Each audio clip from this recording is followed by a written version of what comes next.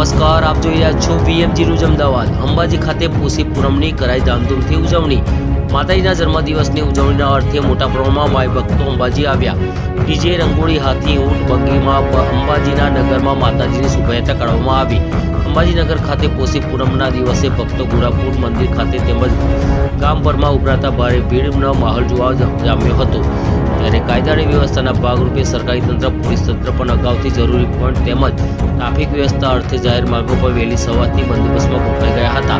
યાત્રિકો માટે ભારે ઘસારાના કારણે મંદિરોનો મુખ્ય માર્ગ એકતરફી મુખ્ય હાઈવે માર્ગ પર વાહનોની ભારે ભીડ જોવા મળી હતી, જેમાં પોલીસ તંત્ર ટ્રાફિક વ્યવસ્થા જાળવવા ઠેર ઠેર પોલીસ જવાનો જોવા મળ્યા હતા। રિપોર્ટર ગીતાબેન સાધુ, VMG ન્યૂઝ સાથે મારી દેશની ખુશ્બુ, VMG ન્યૂઝ અમદાવાદ।